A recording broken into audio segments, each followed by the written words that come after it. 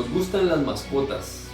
Tenemos perros y gatos en nuestra casa, que según se dice son animales salvajes que se han venido domando por miles de años, al punto que ahora son nuestros animales, son parte de nuestra familia. Los amamos a veces como si fueran parte de nuestra familia. Son animales domésticos, sin embargo, hay personas que se han empeñado en adoptar animales salvajes e intentar domesticarlos. La historia registra de personas que han adoptado leones, tigres y serpientes enormes como parte de su familia. El tema es que son animales salvajes y además de que pueden ser peligrosos, en algún momento podrían volverse en contra de sus dueños, así como ha pasado a lo largo de la historia. Es llamativo tener animales salvajes, no hay duda que eso genera gran expectativa y hasta crea fama el tener y adoptar animales salvajes. Recientemente me enteré de una familia que tiene un lobo como mascota. Se llama Junior, el lobo. Pueden imaginarse la cantidad de seguidores que tiene, porque tiene una cuenta en Instagram. A ver si adivina cuántos seguidores tiene Junior en Instagram. ¿No? 3 millones, casi 3 millones de seguidores. Se pueden imaginar, un lobo salvaje tiene casi 3 millones de seguidores en Instagram. Es una locura. Pero bueno, si alguno de ustedes quiere ser famoso, pues creo que puede adoptar un mono tití, a lo mejor un puma, quizás una boa o algún reptil que son muy propios de la región panameña. Y le abre su Instagram y de seguro que se hace famoso en esta convivencia animal salvaje hogar. El problema es que siguen siendo salvajes, siguen siendo animales que pueden sacar su instinto en algún momento y pueden volverse contra sus dueños. Es lo que ha pasado muchas veces a lo largo de la historia en las personas que han adoptado algún animal semejante. Los seres humanos hemos domado animales a lo largo de muchísimos años, desde aquellos espectáculos en los circos que había, donde tenían animales amaestrados. Y lo hacemos todavía con estos grandes shows que hay de animales a los que la gente acude en estos parques enormes para ir a ver cómo hemos logrado controlar hasta las bestias más salvajes o aparentemente indomables. Nosotros quizás tenemos esta tendencia de demostrar que estamos a la cabeza de la cadena alimenticia y por eso domamos todo. Hemos sido expertos domadores de todo animal salvaje, pero no hemos sido muy buenos domadores de nuestro propio corazón. Como seres humanos hemos domado animales, pero no hemos domado nuestra lengua. A lo mejor hasta lleguemos a domar las moscas, pero nunca domamos nuestro carácter. Seguramente por eso Jesucristo dijo: bienaventurados los mansos, porque ellos heredarán la tierra.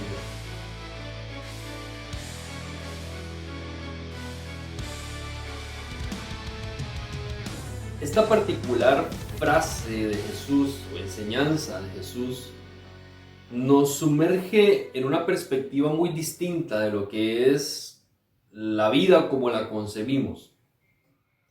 4 palabras claves están en esta frase que utiliza Jesucristo. La vamos a estudiar una a una justamente para entender qué fue lo que Él nos quiso decir cuando pronunció estas palabras. La primera palabra es bienaventurados y como hemos hablado en los estudios anteriores, la palabra bienaventurados tiene que ver con felicidad, con dicha, con bendición. Una persona bienaventurada es una persona que tiene felicidad, que tiene dicha de la vida, que disfruta de las cosas buenas que tiene la vida. Este concepto de las bienaventuranzas de Jesús que hemos venido desarrollando palabra a palabra, nos voltea los valores que tenemos o que hemos aprendido como sociedad. Porque para una sociedad, tanto como la que vivía Jesús como la que tenemos nosotros, la felicidad está marcada por la opulencia, por la riqueza financiera, por el poder. Aquellos que explotaban a los demás y que tenían riquezas eran los que se consideraban felices. Pero Jesús está volteándonos las cosas. A lo mejor no es que las ha puesto de cabeza, sino que las ha retornado a su posición correcta. Y nos está diciendo en este caso que aquellos que son felices tienen que hacerlo según el diseño del Creador, o sea, de Dios. Y la felicidad, en el caso de esta bienaventuranza, tiene que ver con la mansedumbre.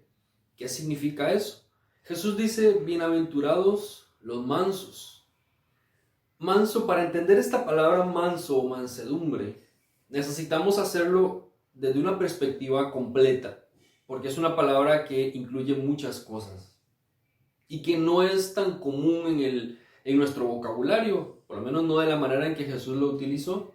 Hay varios puntos que tenemos que considerar. El primero de ellos es que manso proviene de la misma raíz de aquella palabra o aquel concepto que estudiamos en la primera bienaventuranza de ser pobre, pobre en espíritu. La mansedumbre tiene que ver también con una pobreza, con una falta de o con una carencia de algo.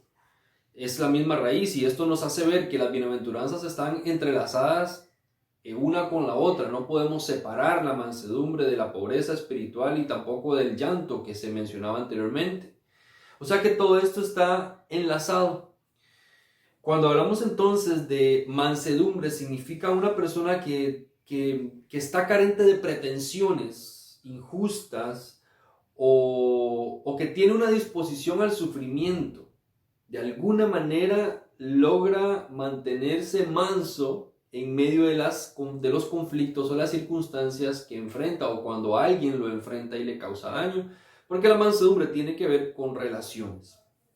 El otro elemento importante dentro de la mansedumbre es que una forma de entender a nuestro vocabulario la palabra manso es el concepto de humildad.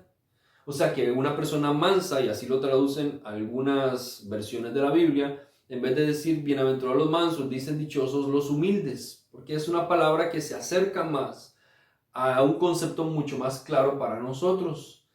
La humildad es como la nariz. Es difícil que alguien la tenga y la vea.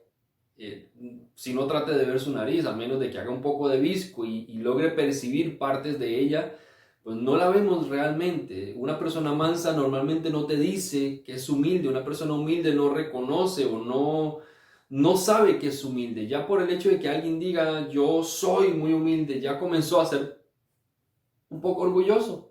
Entonces por eso digo que es como la nariz, no la vemos. O una persona que realmente tiene humildad difícilmente la reconoce en sus propias características. La Biblia nos habla acerca de la humildad en Romanos 12:3. Dice, por la gracia que se me ha dado, le digo a todos ustedes, nadie tenga un concepto de sí más alto que el que debe tener, sino más bien piense de sí mismo con moderación, según la medida de fe que Dios le haya dado. Pablo nos está diciendo que la humildad tiene que ver con el concepto sano de nosotros mismos, con el reconocimiento de quiénes somos, de nuestras limitaciones y de nuestra realidad en el momento. La mansedumbre es hermana de la sencillez de corazón, de una persona que es dócil, que es suave, que es benévola, que es considerada con los demás o que es modesta. Todas estas características que son de hecho muy difíciles de desarrollar para el ser humano, porque nosotros tendemos siempre a la agresión, a la adversidad, al antagonismo y no a la mansedumbre. Pero hay otro elemento muy, muy importante dentro de la mansedumbre y es que el ser manso, o esta palabra manso, se relaciona también con el concepto de domar animales, de lo que hablábamos en la introducción. Una persona mansa es una persona que ha sido domada, ¿sí? Los cristianos, de alguna manera, hemos sido domados por la soberanía de Dios o por el Espíritu Santo que está en nosotros. Y note que al decir que hemos sido domados, significa que no tenemos la potestad de domarnos a nosotros mismos. Es muy difícil que encuentres a un tigre que decida voluntariamente domarse y vivir con los humanos. Es raro. Los seres humanos no tenemos capacidad de autodomarnos completamente. ¿Cómo nosotros podemos tener humildad? Es sometiendo nuestro orgullo y nuestra voluntad a una voluntad mayor que es la voluntad de Dios, permitiendo que Él dome nuestro carácter y que Él dome nuestra vida, porque es muy difícil que nosotros nos domemos por nosotros mismos. Entendamos que cuando un animal salvaje es domado, no pierde su energía y su poder. Lo que hace es adoctrinar, si lo vemos de esa manera, su fuerza para que esté canalizada hacia vías positivas y no destructivas. Cuando nosotros somos domados por el Espíritu Santo, cuando sometemos nuestra voluntad a la suya, Él forma en nosotros el carácter de ser mansos. Pero no nos hace mensos, nos hace mansos. Ojo aquí que esto es muy interesante y es muy importante. Que el carácter cristiano no tiene que ver con el ser bobo o con el dejarse explotar por los demás o con el permitir que te pasen por encima. La mansedumbre tiene que ver con domar tu área salvaje, pero no con quitarte la energía. Esto nos da un entendimiento muy diferente del carácter cristiano. Porque estamos entendiendo que cuando Dios nos salva y empieza a trabajar en nuestra vida, Él no nos quita la energía, no nos quita la inteligencia, no rompe de nosotros la fuerza, las virtudes, la capacidad o la creatividad que nos ha dado. Él doma nuestro carácter y enfoca todas esas energías hacia un fin mayor, superior. No te quita la capacidad intelectual. No se trata que cuando alguien viene a Cristo deja todo lo bueno que podía hacer y tiene que dejar sus capacidades, de usar sus capacidades. Al contrario, ahora es canalizar todas esas energías hacia un fin mayor, hacia un fin superior, a un propósito mayor que es el propósito de Dios en la vida de esa persona. El carácter cristiano y la mansedumbre cristiana de la que Jesús habla no tiene que ver con la torpeza, con la debilidad, con el dejarse atropellar, sino más bien tiene que ver, y creo que este es otro concepto importante que nos ayuda a entender la mansedumbre, y es asertividad. Hay personas que son pasivas, que permiten que otros les pasen por encima, aun cuando están violando sus derechos, se quedan callados y dejan que todo pase y pasan por mensos. Hay otros que tienen la otra predisposición al ataque, al atropello de los demás, incluso a pasarle por encima a los demás con tal de obtener lo que quieren. La mansedumbre es como la asertividad, el equilibrio entre ambas cosas. No permito que me pasen por encima, pero tampoco voy a atropellar a otros. Pongo en claro límites, establezco límites en las relaciones. No trato de tomar provecho y favorecerme de los demás, sino de un ganar-ganar. Este equilibrio, que es de lo que realmente se trata la mansedumbre, es el carácter que tenemos que desarrollar. ¿Cómo sé que eso es así? Lo tenemos claro por los ejemplos bíblicos de mansedumbre. Hay dos casos en la Biblia muy particulares que nos explican a nosotros qué es la mansedumbre. Son dos personas y el primero que quiero traerles es a un increíble hombre manso. Dice Números capítulo 12, versículo 3. A propósito, dice, Moisés era muy humilde, muy manso, más humilde que cualquier otro sobre la tierra. Ahora, a lo mejor la característica más sobresaliente de Moisés no es la mansedumbre, no es al menos lo que nosotros interpretaríamos en el concepto de mansedumbre, porque siempre hemos asociado la mansedumbre a un carácter débil y dócil. Pero Moisés no era un hombre dócil. Moisés, estamos hablando del liberador de Israel, cuando estaba en Egipto, lo saca de Egipto, enfrenta al faraón. En algún momento Moisés mata a un egipcio defendiendo a un hermano judío. O sea, el nivel de mansedumbre que se desarrolló en Moisés no era el de un hombre pasivo, era un hombre que tenía que enfrentar las críticas, las quejas de un pueblo necio que tenía un pensamiento adoctrinado a la pobreza y a la esclavitud. Y este hombre era ir contra todo eso. Ese hombre, ese Moisés, ese hombre capacitado en ciencias, en entendimiento, en política, en historia, porque fue criado en el palacio de Faraón. Ese hombre que enfrentó a veces a Dios diciéndole: ten misericordia de nosotros y no nos destruyas. El mismo que recibió los 10 mandamientos y muchos más, que fue el precursor de la institución de Israel como una nación. Ese Moisés era un hombre manso.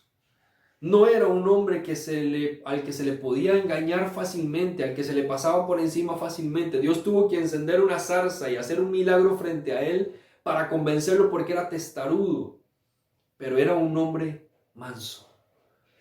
El otro ejemplo impresionante lo encontramos en varias historias y a lo largo de la Biblia, pero está en Mateo 11:29, por ejemplo, que dice: carguen mi yugo, dice Mateo 11:29, y aprendan de mí, pues soy apacible y humilde de corazón, y encontrarán descanso para su alma. ¿Quién está hablando ahí? Jesucristo. Quizás el único que se puede enorgullecer de su humildad es Él. Y Jesús no solamente lo dijo, sino lo demostró. ¿Usted se acuerda aquella escena? Yo la tengo clara cuando pienso en la humildad de Jesús, ahora entendiendo su carácter manso. Lo entiendo en el poder que tenía su espíritu, su presencia. Que él, estando en aquel momento en el palacio frente a Pilato, habiendo sido golpeado, le habían puesto una corona de espinas, le habían escupido, le habían puesto un manto para burlarse de él, lo habían golpeado, azotado. O sea que Jesús estaba ensangrentado y estaba en pie delante de Pilato en un momento. Y se pueden imaginar a Pilato con su opulencia, con sus vestidos finos y su grandeza, rodeado de sus guardias, y con toda la prepotencia que este hombre podía tener por el cargo que ostentaba en Roma. Se acerca a Jesús y allá en Juan capítulo 19, versículo 10 y 11, le dice: ¿te niegas a hablarme? Porque le está cuestionando a Jesús y Jesús no le contesta. ¿No te das cuenta, le dice Pilato, que tengo el poder para ponerte en libertad o para mandar a que te crucifiquen? Pilato está haciendo uso de su prepotencia, de su grandeza, de su poder. Y aquel hombre que está siendo juzgado, que aparentemente tiene todas las de perder en el juicio, que depende aparentemente de este hombre, que tiene un pueblo que lo está acusando falsamente. Yo me imagino la escena de Jesús, todavía con su rostro inclinado, y en un momento dado levanta su vista. Mira a Pilato directamente a los ojos y le dice: no tendrías ningún poder sobre mí si no se te hubiera dado de arriba. Yo pienso en esa escena y me imagino a Pilato temblando de terror frente a este hombre que está siendo juzgado, y de pronto el poder que ostentaba y que creía tener Pilato se tambalea delante del que está siendo juzgado con una sencilla frase. Este hombre, Jesús, era un hombre manso. Este que estaba frente a Pilato era un hombre manso. Y no vemos a un Jesús derrotado, aún estando siendo juzgado y siendo golpeado. Cuando él habla, las palabras contenían tal autoridad y tal poder que yo digo: wow, yo quiero esa mansedumbre de Jesús. La capacidad que tenía para el dominio propio, para controlarse a sí mismo frente a quien le estaba bofeteando, quien le estaba juzgando. Y él le dice: lo que está pasando aquí es que yo te estoy permitiendo hacerlo. No eres tú el que tiene el poder, soy yo el que lo tiene. Este nivel de mansedumbre, de humildad de Jesús, de aceptar la cruz, de eso se trata la mansedumbre. Por eso decíamos que es una palabra que tiene que ver con pobreza o está relacionado con la raíz. Significa la carencia. Sí, la carencia de este instinto humano de querer sobreponerse y tomar el juicio en sus manos. Y a veces el decir: es por una causa mayor que estoy sufriendo. Me aguanto el sufrimiento, callo delante de Dios y espero la redención divina. Ahora volvamos a Jesús en el Sermón del Monte. Jesús le dice a sus oyentes: bienaventurados los mansos, porque ellos heredarán la tierra. Cuando Jesús utiliza el concepto manso, nos hemos dado cuenta de que hay todo un contexto impresionante alrededor de él. La siguiente palabra después de manso es la herencia. La herencia no es algo por lo que yo trabajo. La herencia es algo que se me da cuando alguien más me lo entrega. Es algo que alguien ha ganado o ha luchado por ello a lo mejor y me lo da. Yo no he hecho nada por tenerlo más que probablemente ser hijo. La mansedumbre nos enfoca en relaciones, porque tiene que ver con la interacción que tenemos con los demás. Directamente la pobreza de espíritu estaba muy relacionada a Dios. Y ahora la mansedumbre está muy relacionada a las personas, al ámbito social y cómo interactuamos con las personas. El mantenerse manso delante de las personas es complejo porque hay personas que sacan lo peor de nosotros y que a veces hacen que afloren nuestros malos sentimientos. Y es difícil mantenerse humilde y manso y ser una persona tranquila y estar bajo control cuando alguien más te está presionando o está intentando tocar tus puntos débiles, te está ofendiendo con las cosas que más te cuestan de manejo. Pero esa es la mansedumbre, una persona que tiene el poder sobre sí mismo, como lo veíamos en el caso de Jesús, para poderse mantener frente a las adversidades. ¿Cómo logramos algo semejante? Es por el entendimiento de la herencia. Es que cuando heredamos algo no es que nosotros podemos hacerlo por nosotros mismos, sino es algo que se nos da. La herencia es lo que recibimos de Dios. Y esta es una característica que se produce en nosotros y no una característica que desarrollamos únicamente. Es justamente eso lo que hace la diferencia en nuestras relaciones. Si yo tengo relación con personas que son difíciles, yo esperaría que ellos actúen consecuentemente a como yo les trato. Y si yo soy amable con ellos, esperaría que sean amables conmigo. Si he hecho un favor con alguien, esperaría que me devuelva el favor. Si trato a alguien con respeto, espero que me devuelva respeto.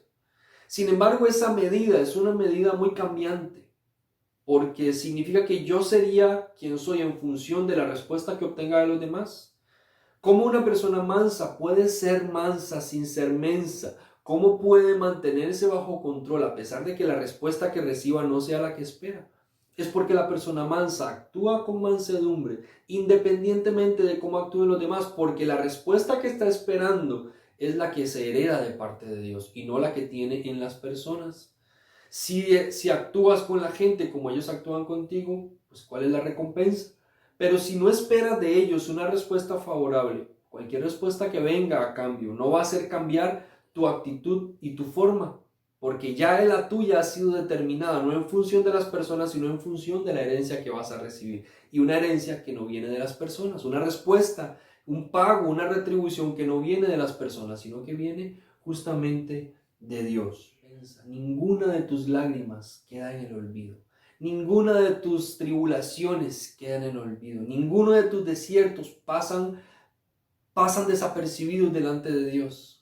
Cada situación, cada prueba, cada ofensa que enfrentas, cada vez que te logras controlar delante de alguien, eso tiene una recompensa. El concepto de herencia significa que hay una recompensa, que vendrá un pago. A lo mejor no lo vas a tener inmediatamente, ni siquiera de la persona, y no importa, porque tu pago viene más allá, viene de parte de Dios. Tenemos que entender que nuestra esperanza como cristianos que desarrollan la mansedumbre, que están dispuestos a que Dios desarrolle mansedumbre en ellos, es el entendimiento de que hay una herencia en medio de nuestro dolor y que esa herencia proviene de Dios. El último concepto, la última palabra que se utiliza en esta bienaventuranza es la tierra. La tierra en la mente del oyente de Jesús no tiene las mismas características que tiene para nosotros. Nosotros entendiendo la tierra a veces o pensamos en el mundo general o pensamos en un territorio, un espacio de tierra que recibimos donde construir una casa o un negocio. Pero el entendimiento de la tierra para el pueblo judío era mucho más profundo y mucho más amplio. Porque desde el Antiguo Testamento, en el principio, cuando Dios llamó a Abraham, le prometió una tierra, pero la tierra era parte de toda una estructura divina para darle identidad, provisión y también certeza de nación al pueblo de Israel. Pero más allá de eso, significaba dependencia de Dios. Dios le daba una tierra como una herencia por la obediencia al pueblo, pero se mantenía como dueño de la misma y él como proveedor del pueblo en esa tierra. El pueblo de Israel no podía usar la tierra a discreción. Y de hecho la tierra estaba asignada para todas las familias de tal manera que todos tuvieran lo suficiente para vivir bien. No existían aquellos conceptos de explotación, de tener más que los demás o de dañar o afectar a los demás. Incluso el concepto de tierra tenía que ver con mayordomía y administración. Cuando Jesús dice que los mansos heredarán la tierra, no solamente está hablando de una tierra como tal, está remontando a sus oyentes a la promesa de Dios de identidad y de ser hijos de un Dios que iba a proveer todas sus necesidades. Y cuando nosotros hacemos este entendimiento de la tierra, y ojalá algún día podamos hacer un estudio acerca de esto a más profundidad, porque es tan interesante cómo el concepto de tierra estaba ligado a todo lo que el pueblo hacía. Sería grandioso, y ahora por efectos de tiempo no lo haremos, pero la tierra era una medida de la espiritualidad del pueblo. Era una medida, una respuesta del pueblo a su relación con Dios. Entonces, cuando entendemos que el manso hereda la tierra, no solamente es que hereda algo material o algo financiero, sino que tiene a Dios como Padre, que tiene a Dios como proveedor, que su fe, su esperanza, su expectativa de respuesta está puesta únicamente en Dios. Él se va a encargar de proveer todo lo que necesita. Y como entendemos la felicidad, la bienaventuranza desde una perspectiva de libertad de apegos, de libertad de apego a las cosas materiales y a las personas, entendemos que solamente se trata de obtener la alegría, la felicidad, el gozo profundo en Dios. La mansedumbre, recuerde, es un fruto del Espíritu, no es algo que tú logras solito. Si estás preguntándote, bueno, ¿cómo yo voy a ser manso con tantas connotaciones que significa ser manso? Bueno, no es algo que tú desarrollas, es algo que tú heredas, es algo que se desarrolla en ti cuando el Espíritu Santo está. Permítele al Espíritu de Dios ser tu proveedor, ser tu padre, ser tu compañero, ser tu consejero, ser tu herencia. Permítele a Él desarrollar en ti lo que no puedes desarrollar por ti mismo. Nuestra tendencia humana será indomable, será siempre a querer controlar a otros. Muy pocas veces será de someter nuestra voluntad delante de Dios. Pero nosotros como hijos de Dios entendemos que esta mansedumbre no es debilidad, es una fortaleza de carácter, que ha entendido que al doblegarse delante de Jesús puede mantenerse de pie delante del mundo.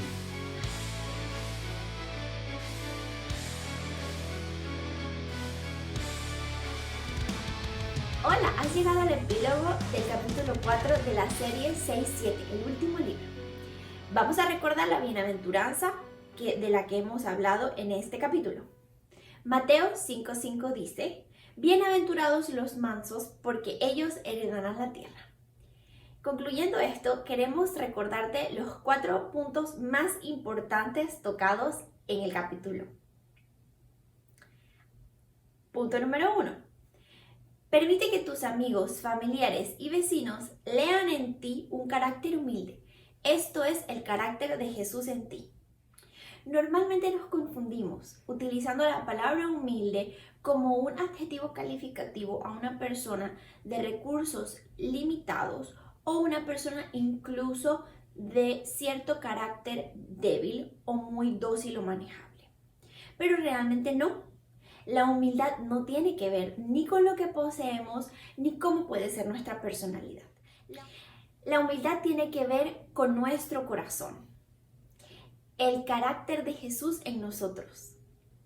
¿Y quién mejor que para que nos forme un corazón humilde, un carácter humilde? Es el ejemplo de Jesús, claramente. Punto número 2. Como cristiano, Dios te llama a ser manso. Esa es una cualidad, no una debilidad. Ser manso es tener dominio propio y entregar la voluntad de Dios. La clave en ser manso es el dominio propio. Una persona mansa no debe confundirse con una persona mensa o fácil de manejar o muy dócil o incluso que se le puede pisotear, que no tiene carácter. No, por lo contrario, es una persona sabia que sabe controlar sus emociones, que no actúa en impulso, sino con cordura y dominio propio. ¿Qué cualidad más fuerte? ¿Qué cualidad la que todos debemos anhelar? Es una cualidad que Jesús puede formar en cada uno de nosotros. Dios nos llama a ser mansos. No lo confundamos con debilidad, porque no lo es. Es una cualidad de una persona que sigue a Cristo y es fuerte. Punto número 3. La mansedumbre, en todo el sentido de la palabra, no es algo que puedes lograr por ti mismo. Más bien se trata de permitirle a Dios formarlo en ti. A través de todos estos capítulos hemos hablado sobre cómo Dios es capaz de transformar nuestros corazones. Y el ser manso no es menos que esto. La mansedumbre y tener un carácter manso es una cualidad que Dios puede desarrollar en ti. Recuerda, por nuestros propios medios no lo podemos todo. Permite siempre que Dios obre en tu vida, que Dios pueda transformar tu corazón y te haga una persona mansa, porque los mansos heredarán la tierra. Punto número 4. Si eres manso, eres heredero de las promesas de Dios, su cuidado y su amor. No hay mayor motivo de felicidad que saber que Dios tiene tu vida en sus manos.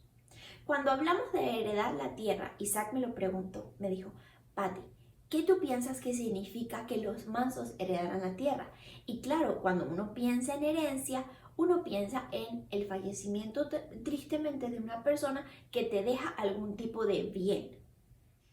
Aquí hablamos del bien más preciado y es el cuidado de Dios para con nosotros.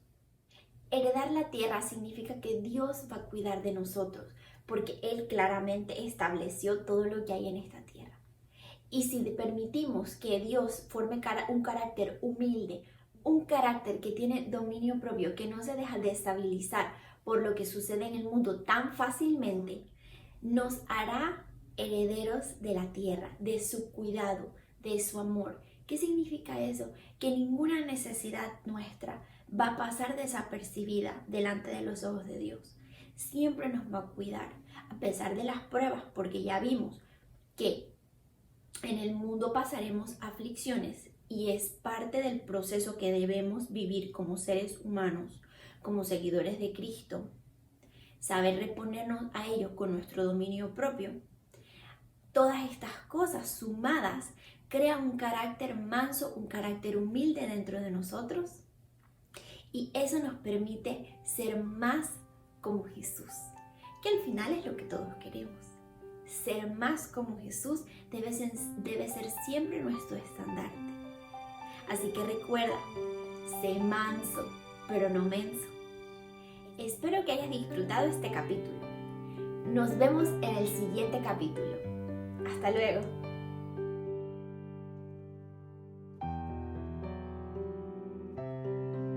¿Qué tal si oramos y le pedimos a Dios que Él desarrolle en nosotros la humildad que tanta falta nos hace?